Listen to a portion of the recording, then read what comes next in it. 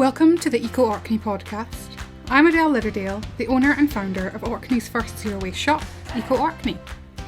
Eco Orkney specialises in eco-friendly versions of everyday essentials that you use around the home. And in this podcast, we seek to explore the stories behind some of the products we stock and celebrate the amazing projects from makers out there who are trying to make a difference to their communities and further afield.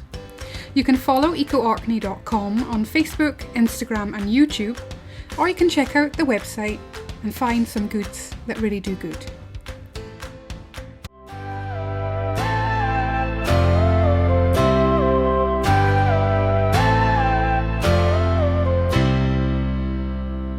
So hello everybody, I am going to be doing this talk about zero waste shopping. I'm proud to be Adele Litterdale, the owner and founder of Orkney's first zero waste shop. Let's see if it lets me change these slides. So, Eco Orkney, goods that do good. That's me out west, found a greeny sign, of course.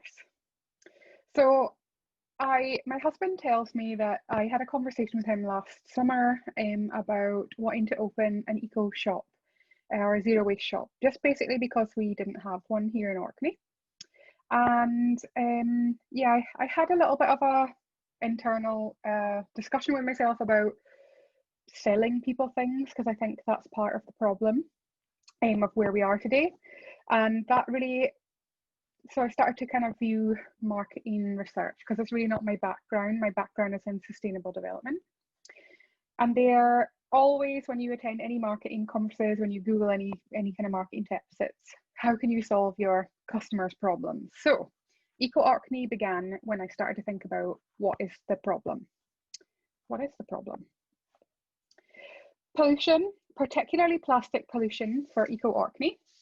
So plastic, only 9% of it is recycled globally now, and 12% of that's incinerated. So we have over 70% that's still out into the environment. The thing about plastic as well is that half of all plastics ever made were done so in the last 15 years. There is over 448 million tons of plastic out in the world. Again, only 9% of that is recycled. And it's easily Googleable that oil companies, their oil income has gone down. And as a result, they are increasing their plastic production, so that 448 million tons is set to double by 2050. So let's stop using plastic. Not only is it plastic pollution, but we have particulate pollution from shipping goods around the world.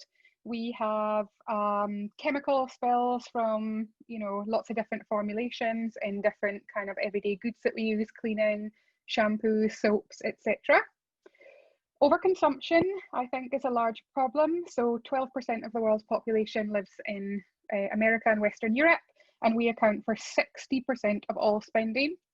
If you look up the story of stuff on YouTube, it's absolutely brilliant for simply describing this problem. In America, 96% of purchases are in the bin well within the first 12 months of purchasing them. So you don't need to buy that stuff because you're not even using it. Deforestation, so palm oil is the big one. It's used in a lot of cosmetics, particularly. This kind of stuff happens because we want a glittery lipstick, which is absolutely crazy. But roughly the area of 30 football pitches is deforested, and it's tropical hardwood as well.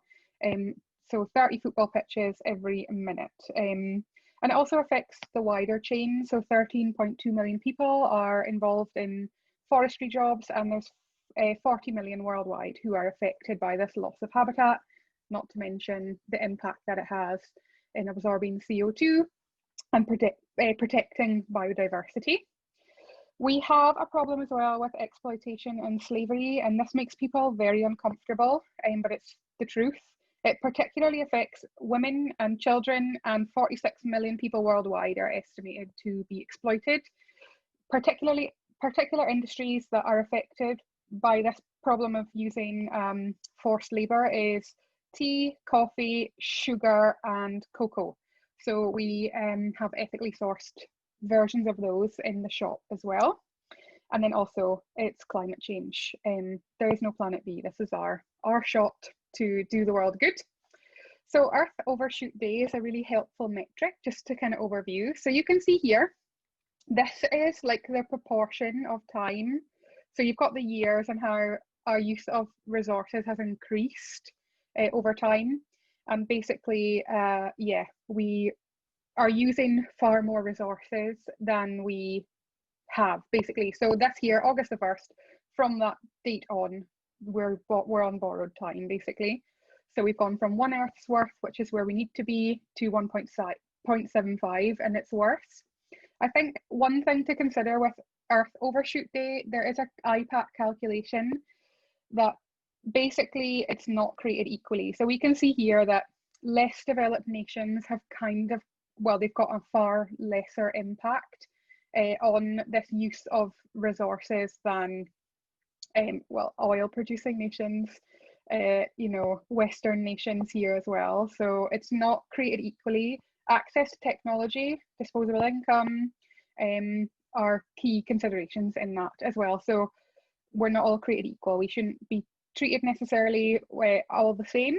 And people who, well, we know this as well, people who are in developing nations tend to make the things that we use and also tend to be the worst affected by climate change, by pollution, by all of these issues that we discussed, plastic pollution, deforestation, etc. So it's totally unequal, which we already know, but part of the work that I do through Eco Orkney is highlighting these issues, the social issues, keep helping to create that chain of accountability. Who's delivering your goods? Where have they come from? How are they treated throughout the whole process of the buy and sell exchange? And lots of the goods we sell in Eco Orkney highlight those issues and help farmers, help the supply chain to be, you know, to have a better share, a better slice of the pie.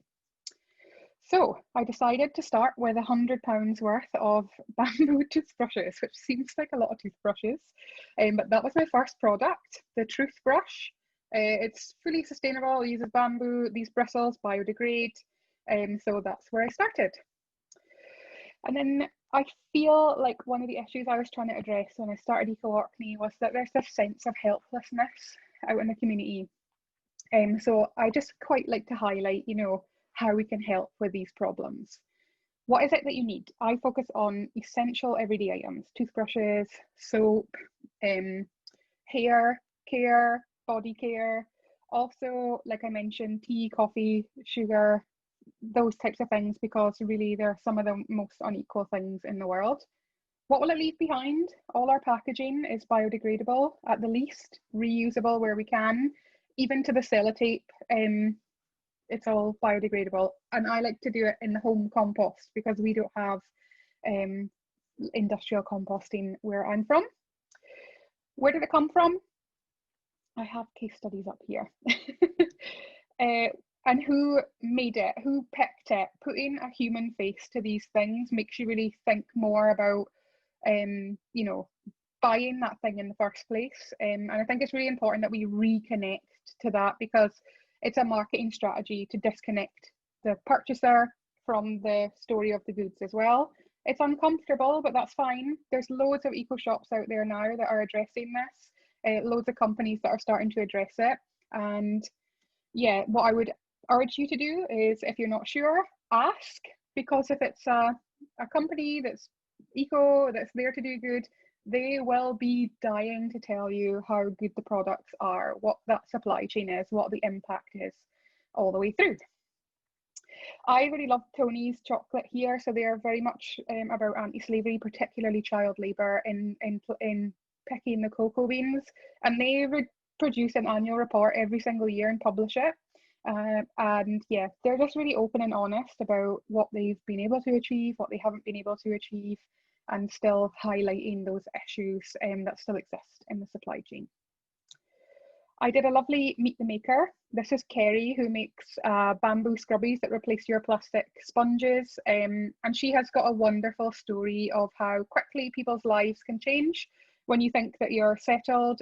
So if you look up Eco Orkney on YouTube, you can watch that case study or have it in a headphone while you're going about your day. And just really it gives you an insight into the kind of thought processes that some of our makers go through to really address social and environmental problems. Tony's, like I mentioned before.